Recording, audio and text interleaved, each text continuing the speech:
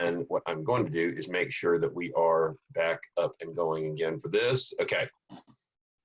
Apparently we are back up and recording now. So fingers crossed that this will live forever as well. Kind of the same thing to reiterate from last week, the week before. We've been doing this on a weekly basis, and I hope you guys are getting a good amount of information out of it.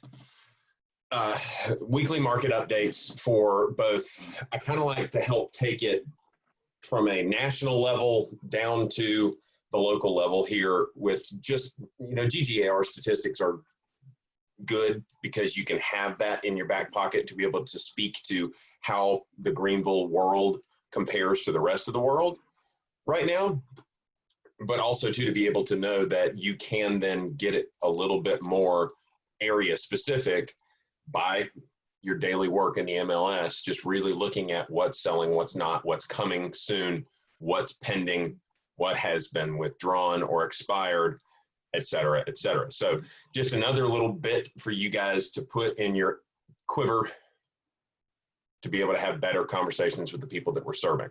So without further ado, what we're going to do is jump into the slides that we've got. And again, everybody's favorite part of the day is me pulling this up. So the title loosely is "Why Are Prices Still Rising?" And as soon as we get into the meat and potatoes of the presentation, you will begin to get a little bit better of a grasp as to why they're still rising. And it will hopefully make sense to you and help you better equip yourself to have that conversation with the folks just like we're having that are worried, when are prices going to fall? Is now a good time to sell, or is now a good time to buy? Because, I don't know, it's 3.8-ish interest rate. I think we should wait. Maybe rates will drop. Maybe prices will drop. Well, right now, I'm going to tell you, is one of the most balanced market possibilities that has been in the last 10 or 12 years, which is hard to say because we've been on a pretty bull run for the last 10 or 12 years.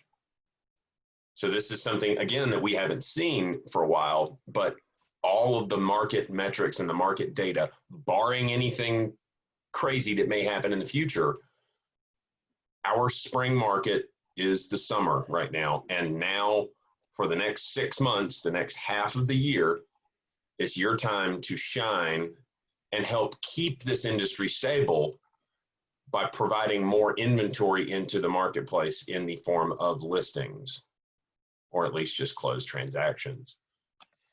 So again, it's not normal. None of this is normal. It's right now. But right now, so you've got a situation, and it brings to mind for me a Buddhist monk who talks about the world and the obstacles that we face on a daily basis. So you've got hot rocks and broken glass, or whatever it might be that you have to walk over, and the person who considers themselves enlightened says, but if I could just cover the world with leather, then I could walk across this treacherous terrain. But the thoughtful soul says, why don't I just cover my feet in leather?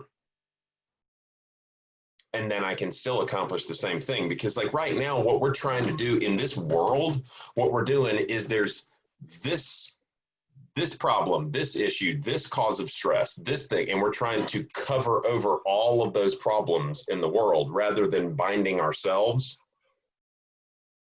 protecting ourselves, and then moving forward throughout our days.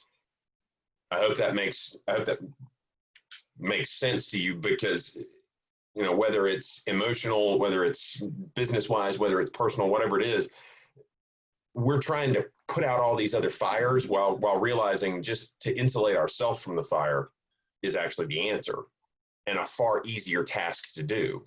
I can't cover the whole world in leather, but I can put shoes on my feet and walk across the broken glass. There's opportunity everywhere right now. It just matters on what our perspective is. So the first thing that we're going to cover is employment figures from a national level. I'm going to talk a little bit more about what Greenville's market looks like. Buyers and buyer activity has surged in the last 2.5 weeks. Surged, not just risen, surged. And where we are right now versus the current availability for available stock and inventory, both in new homes and in existing home sales, we are in a seller's market right now, point blank, period. An interesting quote from Diana Olick, who's a CNBC correspondent and an economic forecaster. Her quote says, new home sales rose slightly in April, defying expectations of a huge 22% drop. Now, here for us in the Greenville area, we're looking at about 12% of an increase. Some states are seeing 2%, 3%, 6%, some are seeing 22%, et cetera, et cetera, et cetera. Again, what they're looking at is defying expectations of a huge 22% drop. I wonder who expected a 22% drop. I mean, it's certainly plausible to have that figure flaunted out there, but defying whose expectations? Again, you're going to look to the expectations for Bureau and Labor Statistics. I mean, this is the U.S. Bureau of Labor Statistics right here. You're looking at the economy gaining 1.4 million jobs alone in the food service and bar sector. That's opening stuff back up. Look at number 2, construction. You talk about the Association of Home Builders saying that we may be facing up to, or in excess of rather, 1 million units of a deficit for a need for new construction, but a lack of inventory because of a lack of available qualified professionals to be able to go and build homes, which we all know building homes has a ripple effect in the rest of the economy, the remainder of everything. Building homes has got a ripple effect in every single other one of those dots that's in the positive right now. Education and health services, retail, other services, manufacturing, professional services, all of that has a positive effect on every other portion of the economy. And I don't think anybody could disagree with me on that. And another interesting thing is that, again, from Diana Olick talking about mortgage demand for home buyers showing unexpectedly strong and quick recovery. The recovery has surprised most forecasters. Yes, a lot of economic forecasters and economists writ large make their stake to claim by being much more conservative than some of the other folks in the industry. But the unexpectedly strong and quick recovery is tied to the fact that the demand for home buying and selling really isn't a thing that can be disrupted by a public health crisis unless it wipes out an entire nation. People that still need to buy or sell a home still need to buy or sell a home. Yes, absolutely, we have to change how we do that process. But that mortgage demand, looking at it from a pure data perspective, it just looks like what was happening about 3 or 4 months ago before we hit all of this chaos. You had a bunch of issues in non-QM loans, jumbo loans, USDA, FHA, Fannie Mae, Freddie Mac, all of the government service mortgages got stopped because the government shut down. But before that, we're looking at a lagging indicator for all non-QM loans and jumbos that you had a dry up of availability. So quite frankly, leading up to this crisis, there wasn't really enough money for some of the lenders to be able to service a loan. So you were getting much more stringent requirements on many products outside of the realm of your boilerplate 250, 800 credit scored person that wants a 30-year fixed, right? So we had a drop in mortgage demand because mortgages were not being approved or not being serviced, so they couldn't fund the loan. Now mortgagors can actually lend some money. We're actually seeing jumbo product come back 3.2%. You're seeing 0 points paid down on a 15-year fixed that's under 4%. I mean, it's the mortgage industry has kind of balanced itself back out, whether expectedly or unexpectedly. And that, I believe, is the real root cause of why this quick recovery is surprising to a lot of people, is because what we're really dealing with is the ripple effect from old news from January, February, before all of this started. And people are not stopping buying or selling homes. We all know that. Just for example, this past May, we actually sold more homes this past May in our office than we did last May, despite all this craziness. Let's look at home prices and let's look at home appreciation. This is an interesting graphic because it showcases the wide swath of what's actually out there in terms of the different opinions available to us.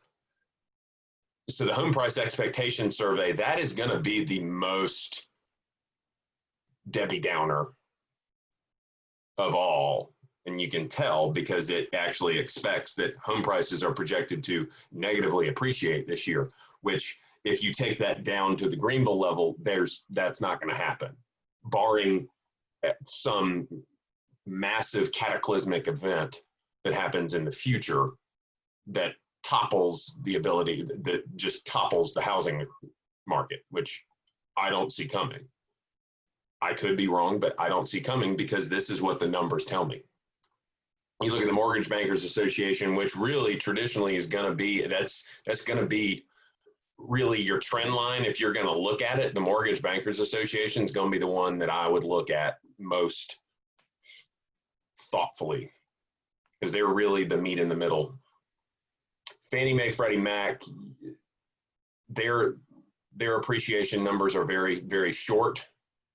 And also too, they are also very, very, very conservative in their numbers as well. But you look at it writ large, and let's just even say you take an average of those appreciation numbers. We're still looking around 2.5% to 3%. Even if you take into account all those figures. The next year, you're looking around 3.5%. And the year after that, you're looking somewhere between 3 and 4. That's healthy appreciation. That's not, what caused 2008 was 12% appreciation year over year. 3 to 4 to 5 is what you need to outpace, again, healthy inflation.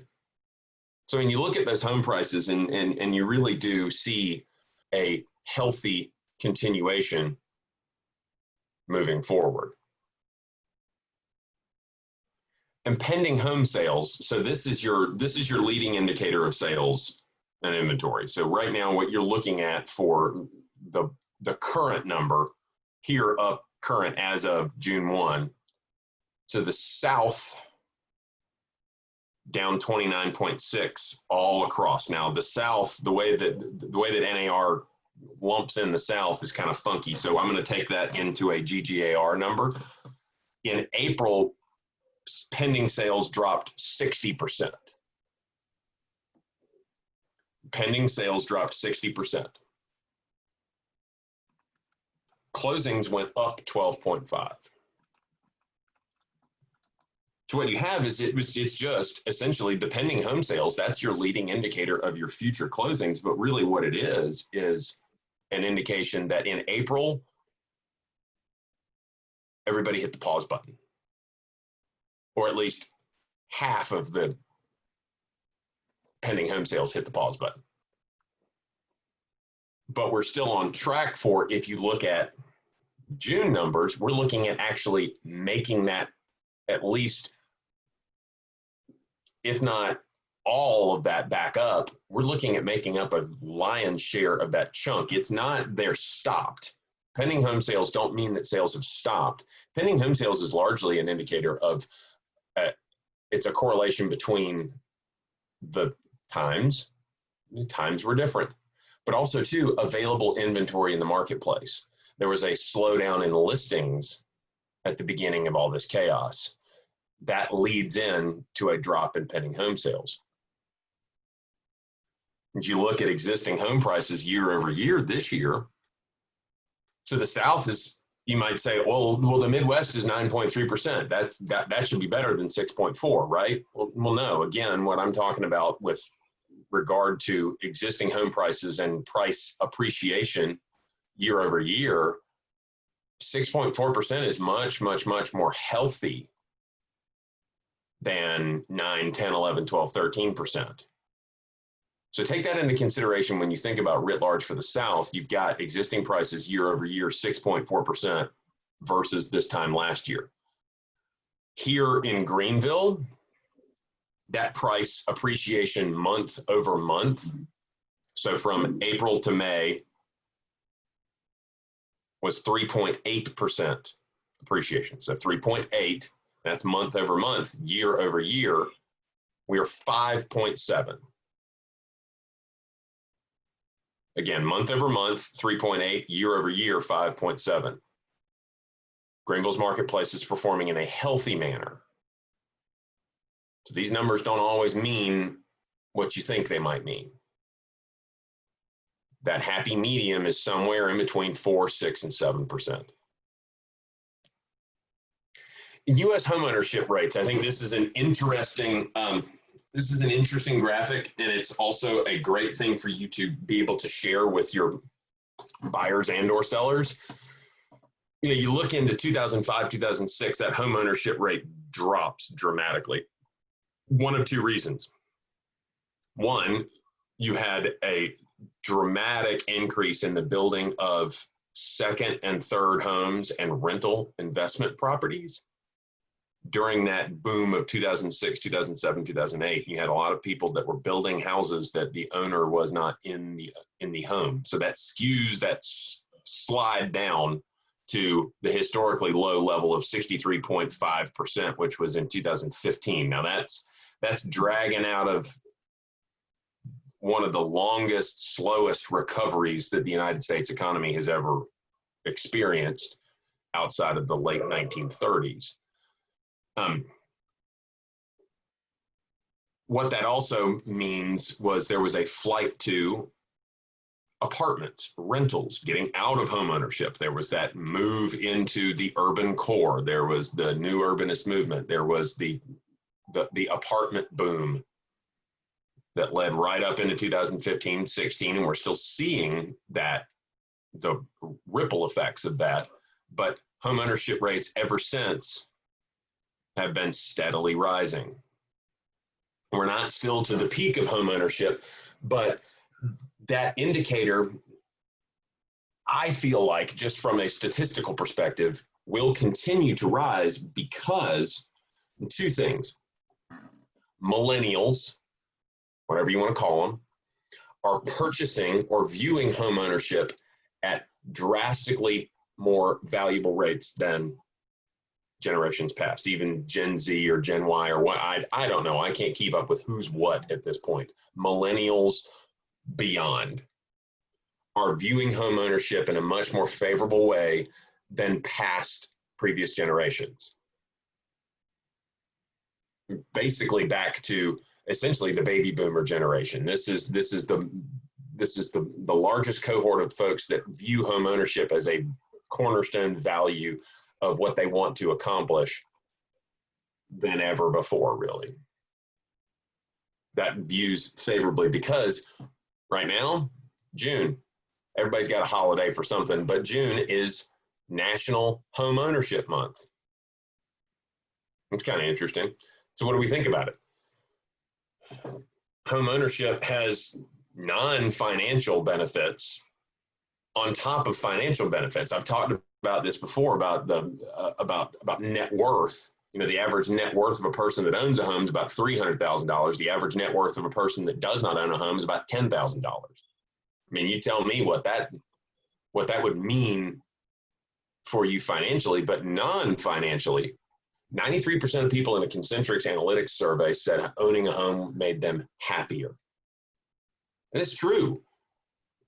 I mean, there's a reason why they called it the American dream. And there's a reason why people that are coming into the country from other countries, they list their top priorities. The first thing they're going to do, even before they say, I'm going to go get a job, their top priority is, I'm going to buy a house. 88% of those folks agreed that buying a home is the best decision they've ever made. Now, I know that buying a home can be a stressful, sometimes unhappy process when things happen, but you still, writ large, 88% of the people surveyed said that buying a home was the best decision they've ever made, and 79% believe owning a home has changed them for the better. Now, whether that's taking care of things more often than not, because quite frankly, if it's yours, you're going to want to be more inclined to take care of something, as opposed to an apartment renter is not incentivized either financially or personally to take care of whatever it is that they own. I mean, it's just that's just a fact that people that own things take better care of them. There's a reason why rental cars sell insurance, because people destroy rental cars, or at least they don't treat them with the respect that they're owned. Next little bit that's interesting here for me to see is, this is a Gallup poll that was done at the beginning of the year, and you're looking at for a long time over here, that yellow bar, gold, man, I tell you what, you saw gold all over the place. Gold is safe, gold is this, gold is that. This is coming out of that recession in which housing got poo-pooed. You look at that steady rise of the last 9 years into 2020. Now you have real estate is the top long-term investment, with stocks understandably taking a steady dunk over the last 8, 10, 12 months, just because of the volatility of the stock market. Savings accounts, interestingly enough, steadily rising. That's why I shared some statistics last week with regard to the fact that while people are, quite frankly, and there are some folks that are suffering, but people are still actually, with regard to PUA, PPP benefits, and just not being out and about, Americans are saving more money than they've ever saved in the past. I thought that was a telling statistic, and also kind of a comforting thing, that people are actually putting a little bit more money in their pockets, and the assistance that's available to them is actually granting them that opportunity. So now you see that, obviously real estate is a sound investment, but just that fact, to compare it between savings accounts, gold, and stocks, is really an impactful graphic to be able to share with folks when you think in terms of, should I buy, should I sell? Well, let's look at it in terms of an investment, not just buying or selling. Let's look at it in terms of what would be best for you long term, and to consider as to whether or not real estate is going to factor into that. And so you look at this graphic here and you say, okay, so the average economic impact of one home sale in the United States. I've already said this ad nauseum, that every house you build props up the economy around you. But let's really peel the onion back, right? So what actually does that do?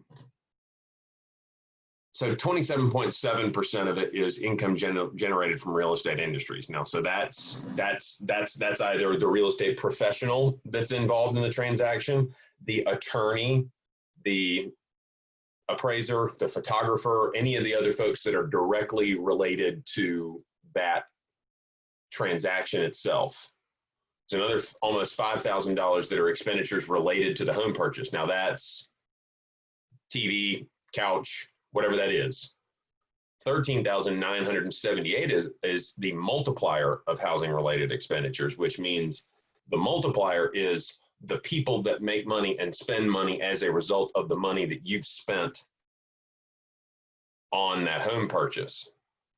That's the people going out and funding new business as a result of you giving business to somebody else. So there's that multiplier effect there to those expenditures. New home construction, you're essentially looking at $45,000 worth of actual economic impact just from the construction of a home. Now that's subcontractors, electricians, HVAC folks, plumbers, et cetera, et cetera, et cetera. You look at that, the average economic impact of one home sale in the United States is almost $90,000. So there is a trickle-down effect that the housing industry offers that a lot of other industries in the United States don't offer. And that's why our business is so important, dare I say, essential. And so you look at this state by state, and so the national average obviously is impacted by some of the much, much, much higher cost of living states, but you look at South Carolina, we are right in there, $73,000 on average economic impact per the sale of a home. Now, part of that is the fact that South Carolina does have an extremely beneficial cost of living index. You know, you have a general construction cost of construction index that's based on 100. Greenville is essentially 90 and a little bit below, all down into about 87 or 88. So you really look at that and you say, oh, well, you know, South Carolina might not be up there top of the bucket, but it is because just dollar for dollar, our construction index and our cost of living index places us in a very, very favorable place as well. So that $73,000 in South Carolina, you know what, it probably worth about 115 or 120 elsewhere. Take that into effect. I mean, really, what does it amount to? Is that there's 6 months essentially gone of the year, 6 months left. So you can either look at it as what I said last year, you're halfway done, but this week I'm going to say your glass is half full. So rather than trying to cover up all the problems in the world, let's put our shoes on and go out there and do something that we can actually affect. And the first thing is exactly what I talked about on Wednesday. I would say that every single person that's in your sphere or your world right now needs to be known that you are available, and you would like to set as many 10 to 15 minute phone calls with them to do a home price evaluation. Whether you want to call it your home's value during COVID-19 or your home's value now, or whatever it is, free home value assessment, free home value consultation. I don't care what it is. But right now, when people are asking you, how's the market? They're asking you, what's my house worth? And offer to walk them through either a higher level version of a just quick and dirty analysis of what their house is worth via FaceTime or Zoom or in person, whatever it might be, whatever suits you, whatever works for you. Shoot for as many of those 10, 15 minute just conversations with somebody to help them understand, here's what my home is roughly valued at right now. 10 to 15 minutes is all it takes.